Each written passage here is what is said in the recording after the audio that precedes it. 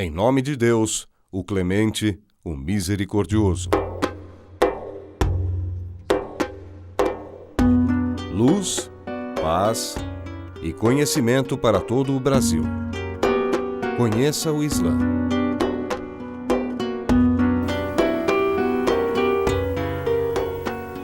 Assalamu alaikum wa rahmatullahi wa barakatuh. Que a paz e a bênção de Deus estejam convosco. Está no ar mais um Conheçam o Islã, um programa cheio de entrevistas, filmes, minisséries, documentários, tudo isso para você conhecer a real face do Islã. Qualquer dúvida, sugestão ou pergunta, envie um e-mail para fib.conheçaoislam@hotmail.com. Assalamu alaikum, que a paz de Deus esteja convosco. Deus sabe mais. Allahu a'lam. A Sura do Enrolar.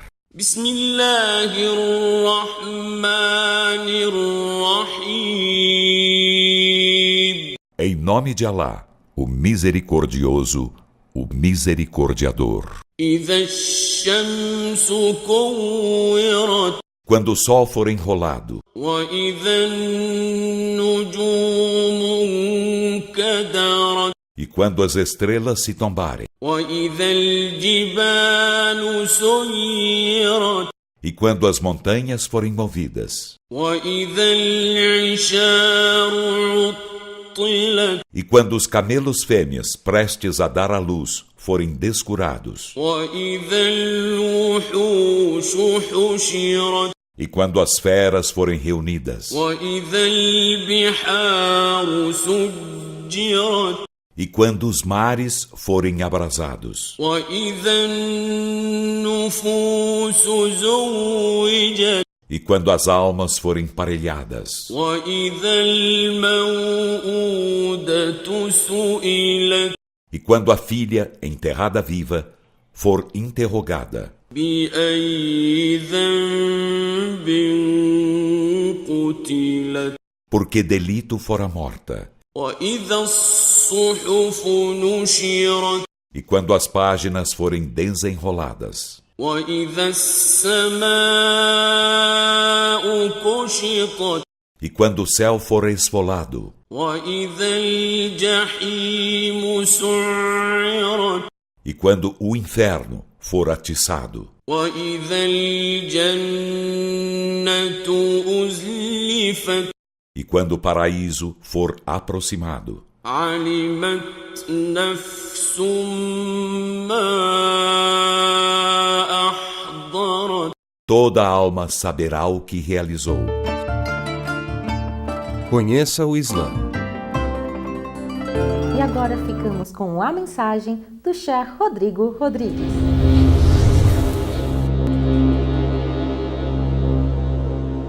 O estudo do hadith são duas coisas. Se estuda a cadeia de transmissão, gente. Às vezes são todos. Já era. Não, o companheiro do profeta não se questiona, porque eles não iriam mentir. Tá? Mas, se checa, vamos botar em xeque, o Omar escutou algo do profeta tomando água com a mão direita. O outro escutou o profeta tomando com a mão esquerda. E era conhecido que o profeta tomava com a mão direita. Não vamos desmentir o companheiro. Onde está a falha? No Didal. Vamos falar agora. Então existem ditos autênticos, confirmado, foi o profeta que disse, e outros não têm autenticidade.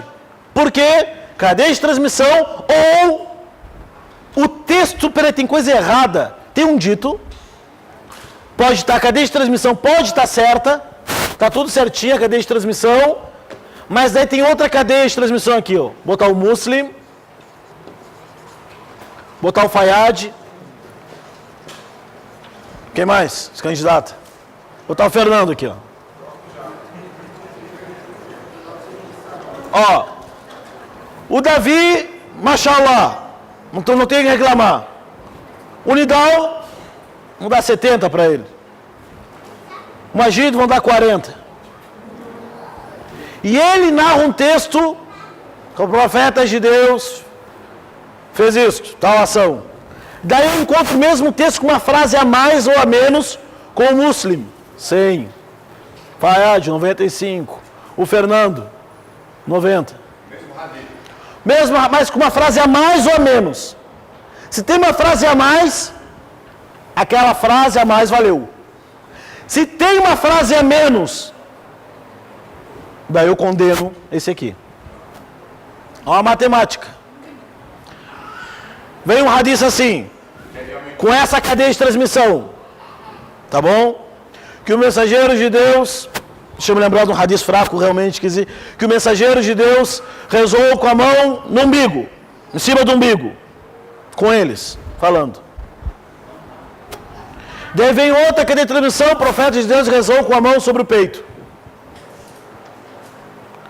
Qual é que eu vou levar em conta? Essa aqui.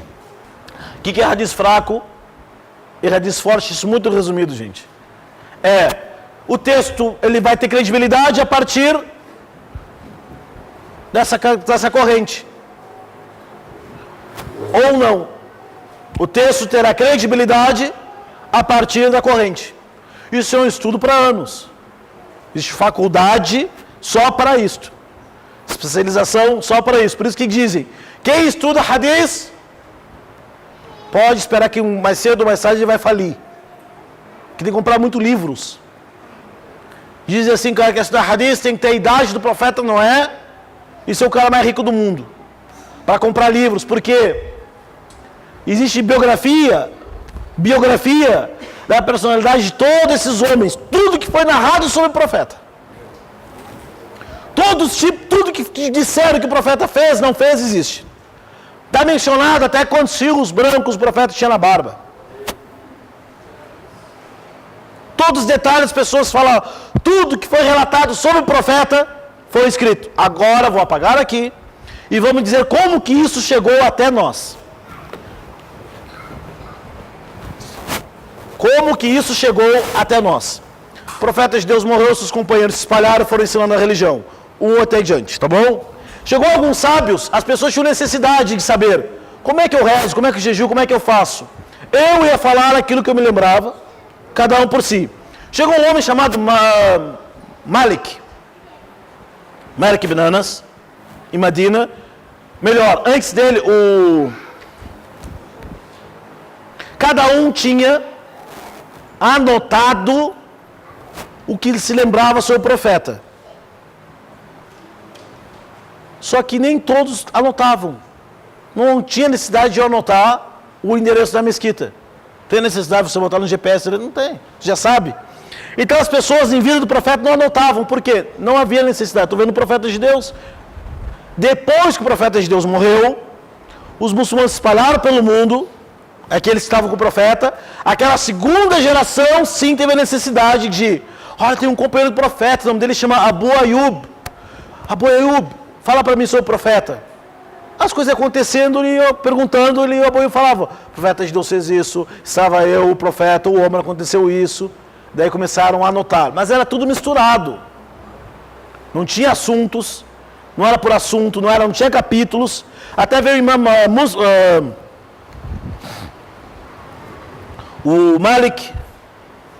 veio o imam Malik ibn Anas em Medina, no segundo século do Islã, começou a juntar esses livros, esses ditos, com a cadeia de transmissão em assunto. Por exemplo, ele disse o quê? Chuva, sei lá. Capítulo da chuva, existe isto no livro dele, capítulo da chuva. Então ele botou com a cadeia de transmissão tudo aquilo que o profeta fez quando choveu, quando não choveu. Assim começou a juntar os livros. As pessoas tinham isto. Daí vem o Ahmad ibn Hanbal, escreveu um livro que tem 28 mil hadiths. Só que ele separa os hadiths não por assuntos, mas ele disse, ó, todos os hadiths que o Davi escutou do profeta. Por categoria. Não por categoria, mas na ordem alfabética, todo hadith que o Davi escutou do profeta. Todo hadith que o Jabir escutou do profeta. É muito difícil, fecha um pouquinho a janela para nós. É muito difícil aí achar o assunto. Eu quero saber como é que se faz, como é que eu rezo quando não tem água. como é que eu vou encontrar um assunto citar por quem ditou o hadith? Daí começou a surgir sábios, teólogos. Um deles chamou-se Bukhari. O nome dele é Muhammad ibn Ismail ibn Mughira ibn Bardazba. Ele morreu no ano 252 da Égira. 250 anos após o profeta. O que o Bukhari fez? Saiu de casa com 10 anos de idade. Saiu de casa com 10 anos de idade para juntar hadith. Ele tinha uma memória fenomenal. Com 18 anos ele chegou na capital do mundo islâmico, Bagdad. Com 18 anos chegou em Bagdad e já sabia mais de 10 mil hadiths de cor com a cadeia de transmissão. Já sabia tudo isso de cor, com a cadeia de transmissão. 18. Chegou em Bagdad, pegaram os maiores sábios de hadith. Antes disso, por que ele quis juntar as tradições do profeta? Porque um professor dele disse para ele: a sua letra parece a letra daquelas pessoas que juntam hadith. Depois ele teve um sonho, que o profeta Jesus estava sentado e ele abanando o profeta e tirando um mosquito, mosca em volta do profeta. Sonhou que o profeta estava sentado, ele em cima do profeta abanando e tirando mosca, mosquito em volta do profeta. Perguntou para o seu sheik chamado Ishaq ibn Rahoya. O Ishaq disse para ele: se prepare, você vai juntar a sunna do profeta. Dito e feito. Bukhari chegou em Bagdad e os 10 sheiks, maiores sábios de Bagdad, vamos ver se esse menino, se esse moleque, se esse guri, se esse piá, ele se acha, vamos ver se ele se acha mesmo. Botaram 10. Cada um fala 10 hadiths. Só que, em vez foi o Abu Huraira que disse que foi o Omar. Inverte a cadeia de transmissão. Em vez de Davi que escutou do Nidal, que escutou do Majid, põe Davi que escutou do Majid e que escutou do Nidal. Para confundir, cada um falou 10 na frente dele. E agora, o que você tem a dizer? O Bukhari diz o seguinte: quanto o hadith número 1, que o Majid, que escutou do Nidal e escutou do Davi, o correto é que o Majid escutou do Davi e do Nidal. Quanto ao segundo hadith, o Muslim, que escutou do Fayad, que escutou do Nidal, o correto é Muslim escutou do Fayad, que escutou do Fernando, tal hadith. 10 de 10. Quando ele falou isso, pessoal, vamos ensinar ele. E ele saiu do mundo correndo atrás onde tinha dito do profeta. Saiu lá do Uzbequistão, foi para Bagdad. Onde tinha hadith, ele criou critérios. Conheça o Islã.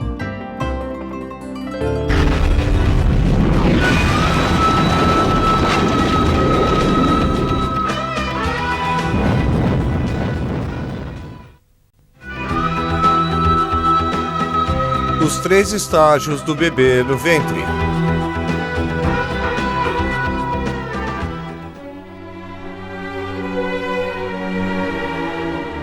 No Alcorão está escrito que o homem é criado através de um processo de 3 estágios no ventre da mãe. Criou-vos de uma só pessoa, então criou da mesma a sua esposa e vos criou 8 espécies de gado. Configura-vos paulatinamente no ventre de vossas mães, entre 3 trevas. Tal é Deus, vosso Senhor. Dele é a soberania. Não há mais divindade além dele. Como vamos entender, nesse verso é indicado que um ser humano é criado no ventre da sua mãe em 3 estágios diferentes. De fato, a biologia moderna revelou que o desenvolvimento embriológico do bebê acontece em 3 diferentes regiões do ventre da mãe. Hoje, em todos os livros textos sobre embriologia estudados nas faculdades de medicina, esse assunto é visto como um elemento de conhecimento básico. Por exemplo, Na embriologia humana básica, um texto fundamental referencial no campo da embriologia, esse fato é declarado na seguinte forma: a vida no útero tem 3 estágios: pré-embrionário, durante as primeiras 2 semanas e meia, embrionário, até o final da 8ª semana, e fetal, da 8ª semana até o parto. Essas fases se referem aos diferentes estágios de desenvolvimento do bebê. A informação sobre o desenvolvimento do ventre da mãe se tornou disponível apenas após as observações serem feitas com dispositivos modernos. Ainda assim, com tantos outros fatos científicos, essas partes de informações estão nos versos do Alcorão de uma forma milagrosa. O fato é que tais informações ricas e detalhadas foram dadas no Alcorão numa época onde as pessoas não tinham quase informações em questões médicas, o que deixa a evidência clara que o Alcorão não é a palavra do homem, mas sim a palavra de Deus.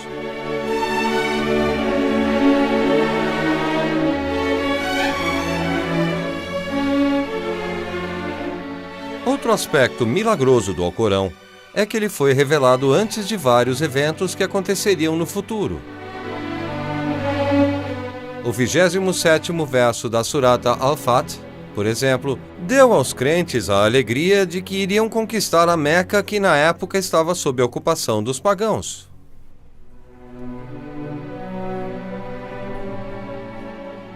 Em verdade, Deus confirmou a visão do seu mensageiro.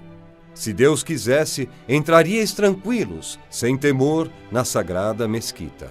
Uns com os cabelos raspados, outros com os cabelos cortados, sem medo. Ele sabe o que vós ignorais e vos concedeu, não obstante isso, um triunfo imediato.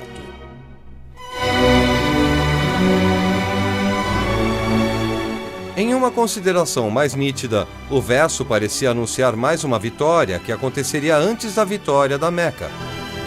De fato, como foi declarado no verso, os crentes conquistaram primeiro a fortaleza da Kaaba, que estava sob o controle dos judeus, e depois entraram em Meca.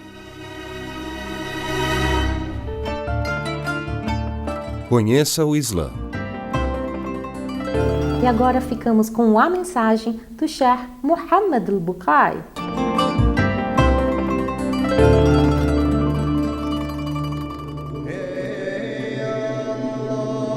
O Islã é uma religião social, a religião que fortalece a sua ligação com Deus e com seu irmão. Por isso tem que participar. A participação faz parte da sua religião. Não adianta você fazer as suas obrigações sozinho.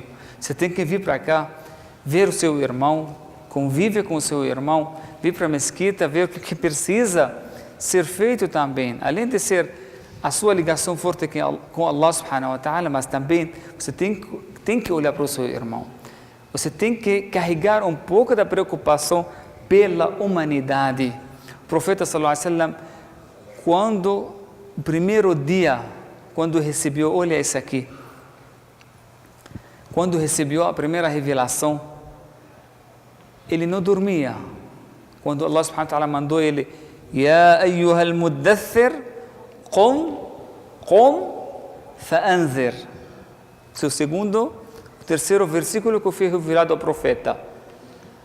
Qum, ele levantou e alerta, levanta e alerta. Isso que Allah falou para ele. Ele não dormia. A esposa dele, Khadija fala para o profeta.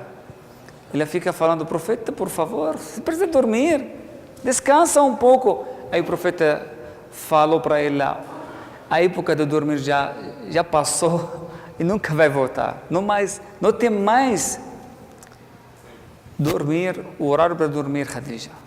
Já passou, agora não tem como dormir, tem que acordar. Já passou a hora de dormir. E ficou 23 anos. Claro que ele dormia, mas o que dormia? Ele dormia muito pouco.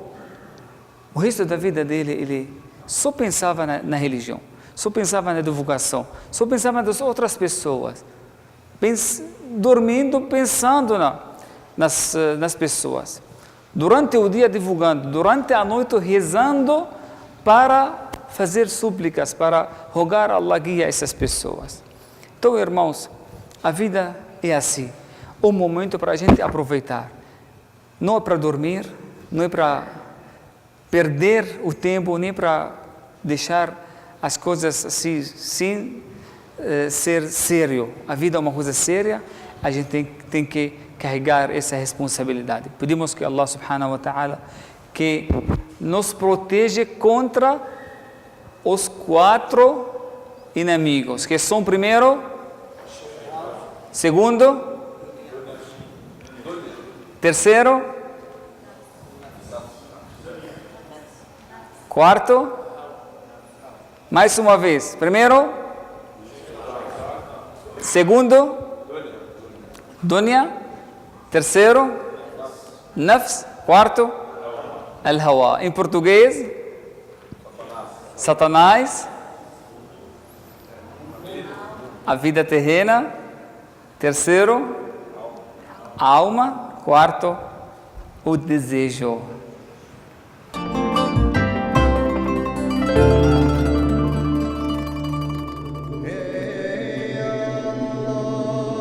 Sofre sim, sofre, porque uma vez um sábio, ele foi perguntado essa pergunta, né? Uma pessoa entrou na mesquita e falou: Sheikh, você está falando que o Satanás foi criado do fogo? Como ele vai ser castigado também no fogo? Não sei, será ele vai... Aí pegou uma pedra, né? Um barro e jogou ele. Aí atingiu ele aqui. Ele falou: ei, doeu? Tem dor? Falou: sim. Mas falou: como? Você sentiu dor? Eu senti. Mas você é feito do barro, como você tem dor de barro também? Então, mesmo que você é feito do barro, mas se alguém te dá uma atirada, uma barrada você vai sentir a dor.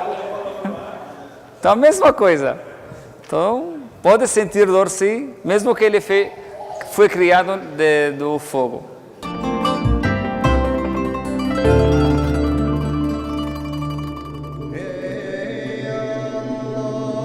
E uma vez, o profeta sallallahu alaihi wasallam diz que al-ghadab min ash-shaytan, que a raiva vem do Satanás. Fa'atfi'uhu bil-ma. É bom, recomendado, quando você fica com raiva, alguém deixa você muito nervoso, aí vai lá fazer o quê? Faz wudu. Quando você faz wudu, você fica calmo. Aí o Satanás foge. Água mesmo.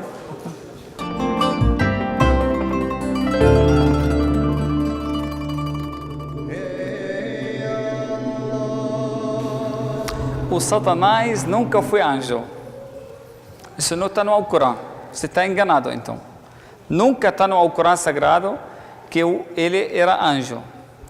Porque o Alcorão sempre confirma que era um gênio. Os gênios são criaturas feitas de fogo. Allah subhanahu wa ta'ala criou 3 tipos de criaturas. Criaturas da luz, que são os anjos.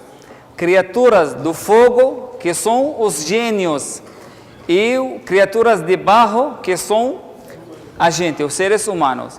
Agora, os gênios têm 2 partes, parte ruim e parte boa.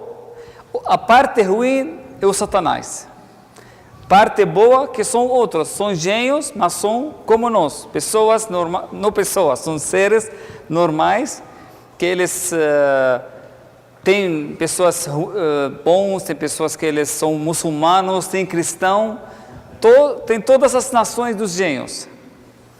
Nós vamos, inshallah, fazer uma aula especial para falar sobre essa nação, que Allah subhanahu wa ta'ala confirmou que eles existem na nossa vida. São outras criaturas que eles vivem, eles têm uma vida mais ou menos parecida, mas eles têm natureza diferente do que a nossa natureza.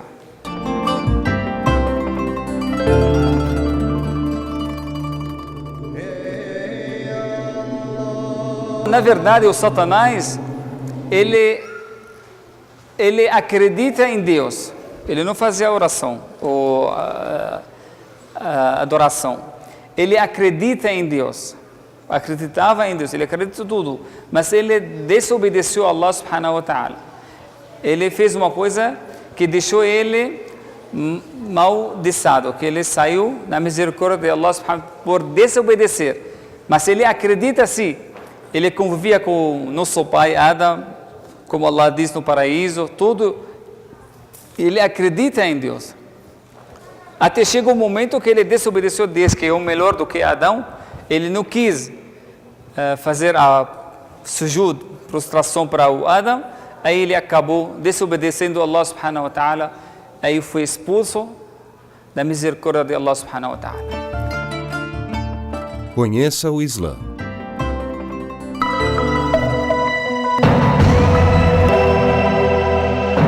O que a gente vê hoje no país, na verdade, é uma mídia com informações totalmente deturpadas, que pregam o ódio o tempo todo, tentando jogar as pessoas um contra o outro. E o que a gente vê, quem conhece as pessoas que praticam o Islã, na verdade o que a gente está vendo é gente do bem, gente que quer ajudar, gente que quer contribuir, gente que quer colaborar na construção de um mundo melhor. E gente que segue aquilo que é o desejo de Deus, que é fazer o bem o tempo todo.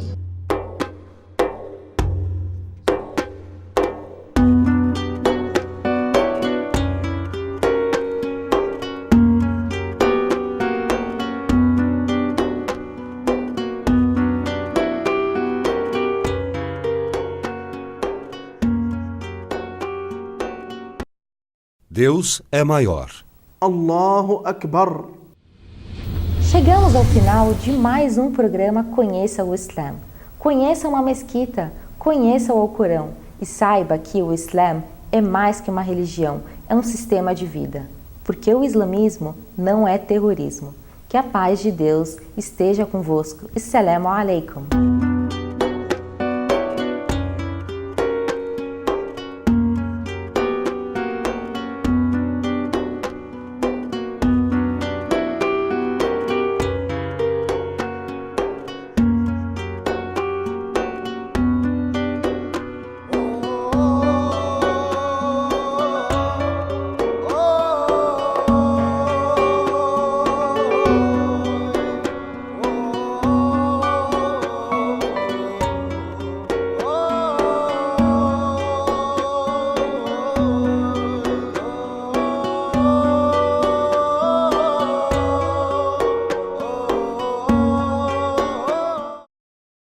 Deus sabe mais. Allahu A'lam.